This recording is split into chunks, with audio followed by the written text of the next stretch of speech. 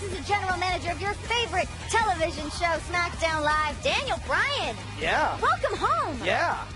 To this show, but more specifically to Seattle and to Washington. More specifically to Washington State, yes. How happy are you to be home? Were you here the whole week? Yeah, I came straight here from Corpus Christi. We were in Corpus Christi last week. I got here Wednesday. Bree came in on Thursday. I thought she was going to be here today, and I was so excited. Yeah. She's not here. We had, for those of you who don't know, we had what's called a baby moon. Oh! Do you know about these things? Tell me what happened on your baby moon. A baby moon is when you're about to have a kid, so you're not going to be free for another 18 years, so you go out and you have some fun together. And so that's what we did. Okay, can I ask what kind of fun you guys had? Yeah, we went around the Olympic Peninsula here in Washington to the rainforest. Oh, there's a rainforest here? Canadian. I'm not from here. I don't know. Yeah. We have a temperate rainforest here in Washington. Okay, I'd like to visit it. Actually, my parents are from there. It's a little town called Quinault. Aberdeen is a very rainy city. Yeah. It gets 82 inches of rain a year. Quinault gets 160 inches of rain a year. Listen, this is not National Geographic. We're going to have to... Talk about some wrestling? Are we going to talk about some wrestling or what? Let's talk about some wrestling. We are 5 days away from Elimination Chamber. This is going to be the very last stop for SmackDown Live as we get set for WrestleMania. How excited are you? I mean, you seem pumped up just talking about the wrestling. Yeah, I'm excited. I mean, Elimination Chamber, it's not fun to be in as a competitor, but as a spectator, ooh, you're going to be into it. Do I love a good Elimination Chamber? Okay, so with you loving a good Elimination Chamber and seeing what happened tonight, I know that you said you have a little bit of a favorite of Baron Corbin going in and seeing him tonight in the Fatal 4-Way. Looking pretty good for you. He looked great, right? Well, we're going to have him on the show here tonight so we can pick his brain as he heads into this gigantic match for the WWE Championship, the last pay-per-view for SmackDown before WrestleMania, which is gigantic for his entire career. But why don't we go ahead and bring on our very first guest here for Talking Smack. Ladies and gentlemen, welcome Nikki Bella. Hey. Hey, Brian. You are in good spirits for a woman that got told a lot of business tonight. Yeah, a lot of business. Okay, so girl to girl, having Natalya, I mean, she has been a girlfriend of yours for so long. I'm sure you've confided in her a ton of stuff about your life, about your personal relationship, and now she's saying that she would potentially have a relationship with John Cena. What? You know, that shocked me. It shocked me a lot. It still shocks me even hearing it again. It's crazy. You know, I don't know what's happened to her. Like, she legit has gone crazy. She's lost it. She's one of the most bitter people I've just ever seen lately. But, I mean, she just keeps hitting below the belt, and I just don't understand it. I mean, you want the spotlight, go ahead and take it. But I don't know. I'm just super frustrated. This has been going on since Survivor Series. And now to bring my man into it, and it's like, I get so sick of it. But now to say that he'd be with you and not me. Oh, my God. I mean, it's one thing to talk about. She's been throwing John Cena's name in your direction for weeks now. But now to bring it to this level, and also just, I mean, just the personal blows that she's taken. And tonight, it was just a whole new level. My mind is blown from the Why do you think she's taken such a personal affront to all this? You know, I don't know if it's because we're, you know, cast members on Total Divas and we shared that TV time and now I'm back here on SmackDown Live and so is Natty. I don't know if it's just that she sees maybe some of the things that I have in my life and she wants that. And of course you're on Talking Smack. Are you seriously Did John get this for you too? Because you only have everything because of John Cena. Natty, let it go, honestly. Really? Yeah. I don't have to let anything go. I don't have to... Oh, whoa, guys, hey, guys. Hey. Hey. Okay. Whoa, hey. Natty! Natty, stop it. Come on. Jeez. Like that, honey? Come on. Oh, my gosh. Hey. Oh, my God. Stop. Yeah, come on. Stop. Get her out of here. Yeah, guys, get her out of here. Jesus. Come on. Nicole, are you okay? Let's go. Are you okay? Keep going. Down the hallway. Down the hallway.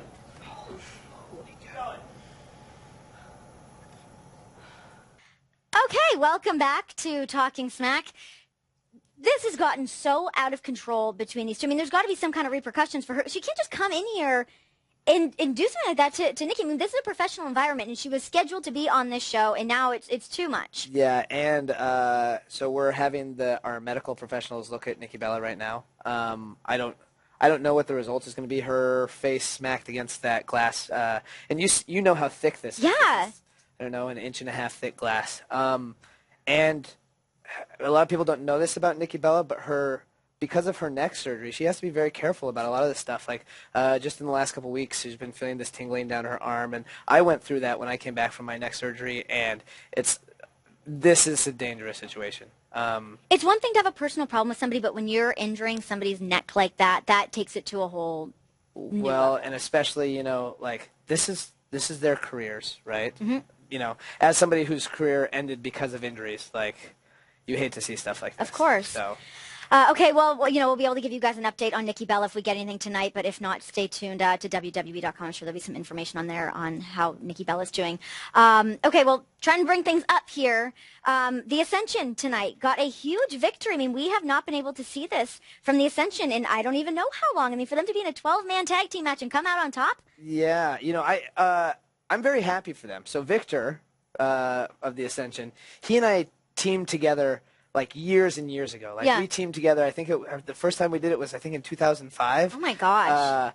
We were called Double Meat. Where did you get that name Well, from? Don't tell me. Yeah, American Force 2000. That'll also be in a AKA Double Meat. But yeah, he's somebody who's worked very, very hard, and I have always seen a lot of potential in the Ascension because Roman Reigns and I in 2015 we were teaming together. We were doing this big gauntlet thing. The Ascension came out and literally just laid waste to us. It was in their first couple months in WWE. And I was like, wow, these guys are going to go far. Yeah. And they've kind of sputtered since then. But tonight I think we saw how good the Ascension can be. And I think it's interesting because we've got this big tag team turmoil match at Elimination Chamber. Big opportunity for them. And anybody can win that kind of match. And you get a team like the Ascension who come and look at Victor there with that flying knee off the top. And also, everyone's been focusing so much on American Alpha, how great they are, and they are a fantastic tag team. But yeah, I mean, you look at the Ascension, and I can even go back to my time of being down at NXT when they were working their way up the ranks in NXT. They were the NXT tag team champions there for a long time. Yeah, they're a very good team, very experienced.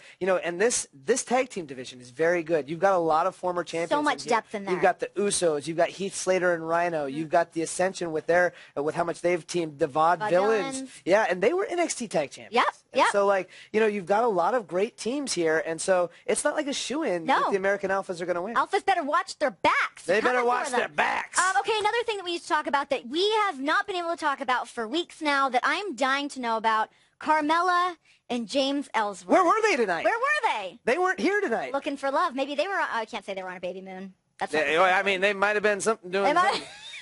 But have you seen the way James Ellsworth is dressing lately? I think he looks like a stud. I like it. Yeah, and obviously so does Carmella. She is into it.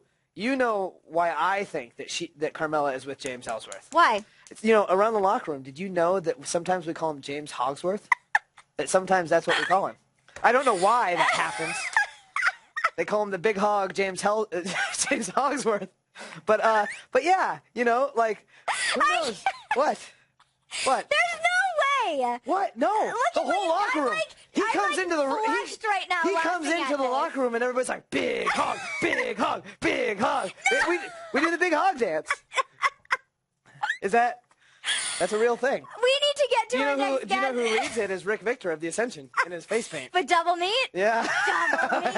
Hogsworth. Let's bring on our next guest. This is getting ridiculous and out of control. We've got the lone wolf, Baron Corbin.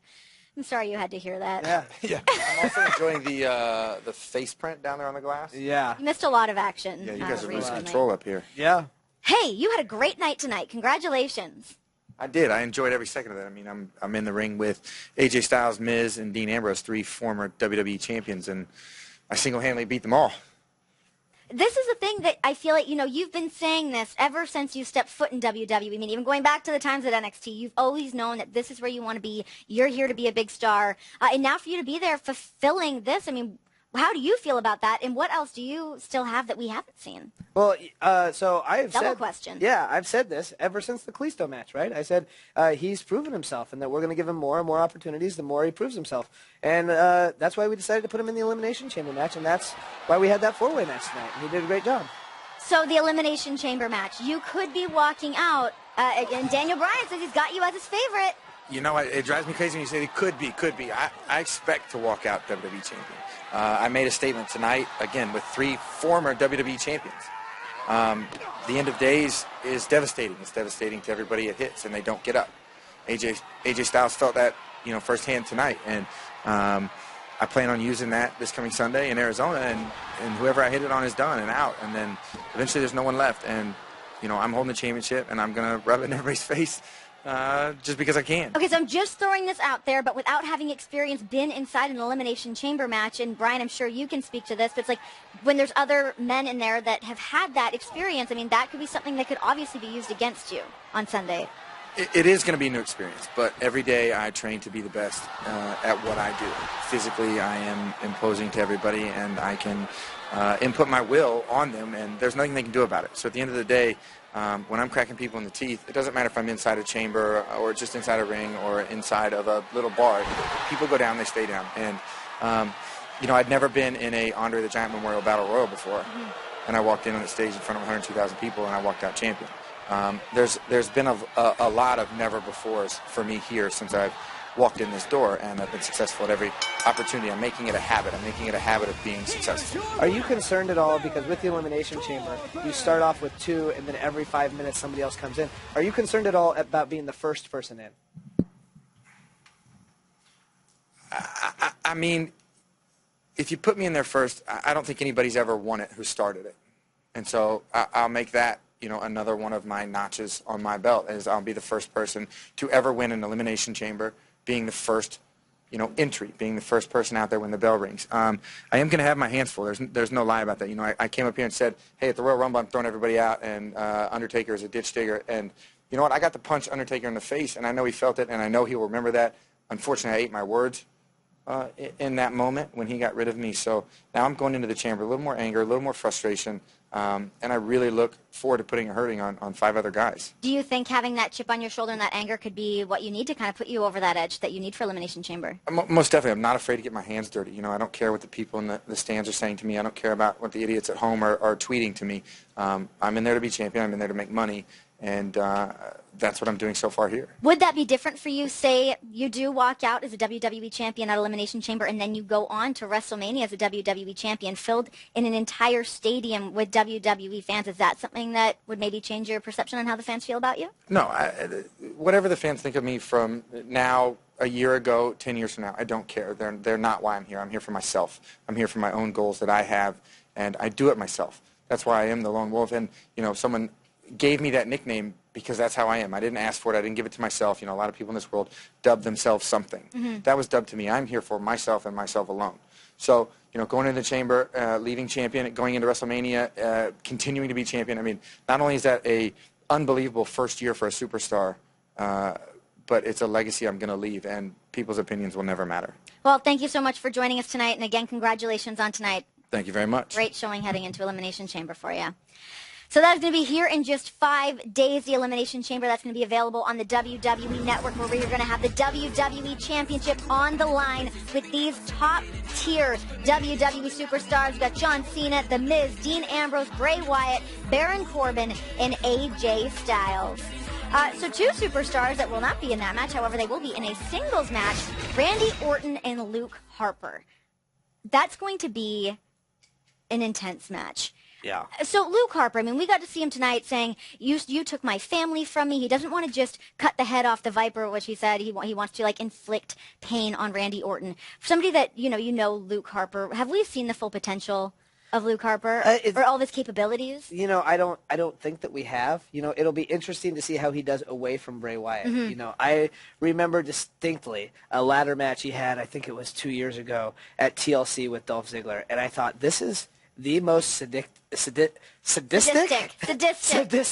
person in the WWE, and this is somebody that everybody should fear and should be running from. Like, he's a wild man, and like he looks like he feels no pain. Yeah, he gets, like, he could get stabbed in the arm with a pair of scissors, and he'd just like walk through it, like in an actual horror movie. Yeah, like he's that type of guy. He's tough. When he punches you, he nearly knocks you out with almost every punch. I mean, he's just a big, strong, tough guy, and Randy Orton's going to have his hands full. Absolutely, he will. Well, let's bring on our next guest, our final guest here tonight on Talking Smack, the man that faced Randy Orton tonight, 16-time champ John Cena. Hey, guys. What I missed? I heard you guys had Baron Corbin on. What was he talking about? Elimination Chamber? Yeah. Elimination Chamber. He says he's going to be walking out WWE champion. Yeah, so did 5 other guys. I'm just going to set this right up here. Put that up there. He was very adamant. I was like, what if? He's like, no, what if? Oh, yeah. Sir. Yeah. Seattle was rocking as usual tonight. Yeah, it was good. Got to give a shout out to my folks in Eatonville, Washington. the birthplace of American Grit, Eatonville, Washington. Thank you guys I saw some folks at the show tonight. Thank you guys for being there. Who else you have on? Oh, Nicole. Yeah. Nicole, yeah. So how'd she do? Was it good? Well, she is in the doctors right now. Sure. What'd I miss? She got face planted. She got attacked by Natalia. Do we have the footage to show to John of what happened earlier tonight? Okay. We have some of it here. I don't have to let anything go. I have to... Whoa, Looks like she's doing pretty good right now. Yeah. Until the shoe. Hit her with a shoe? Yeah. James Bond villain? Yes. Natty, stop it! Come on. Jeez. This is the part that's concerning. Oh! my gosh! Hey! Oh my God! Get her out of here. Guys, get her out of here! Here I was about to tell you, like, man, she's tough and independent, and I certainly want her to fight her own battles, but man, she's got that neck surgery. That's a little bit much, you think? Yes. It's awful to see her in that situation, and I don't know if you got to see earlier tonight, but just like the words that Natty had for Nikki, especially pertaining to you. Well, here's the thing about that. The actions worry me a little bit just because I know Nicole has been through some stuff involving her neck, so I see something like that and I get a little scared. She deals with a lot of stuff all the time, every day, and she is the toughest person I know. So when it comes down to people verbally attacking her, she can not only power through and just rise above it, but she can stand toe-to-toe with the best of them. It just seems so tough, though. I mean, when it's somebody that you've known for so long, that you've confided in, that you've really trusted as a friend, that those are the people that really hold these sharp objects to throw at you, you know? Well, are they really somebody you can confide in at the end of the day? There aren't too many folks that stand in Guess that not circle. anymore.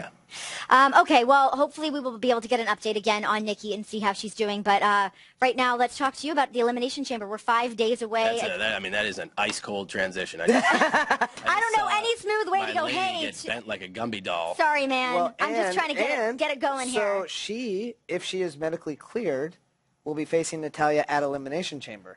And now we don't know the extent of what happened just here, but does that weigh on you? Because you're going to have to go into an Elimination Chamber match, one of the most dangerous matches in the history of wrestling. Yep. And now you are worrying about Nicole.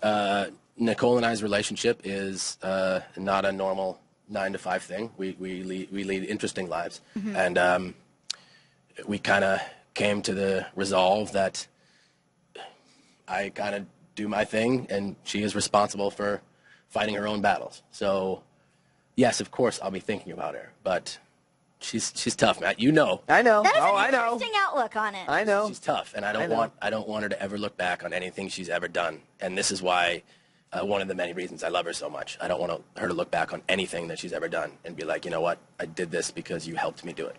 I am like the opposite. But it's one thing to have somebody help you do something and to use that as a crutch that people continually say about Nicole, but for you to say that you guys both kind of fight your own battles as soon as you step in the door here, how is it really possible to keep it so black and white like that?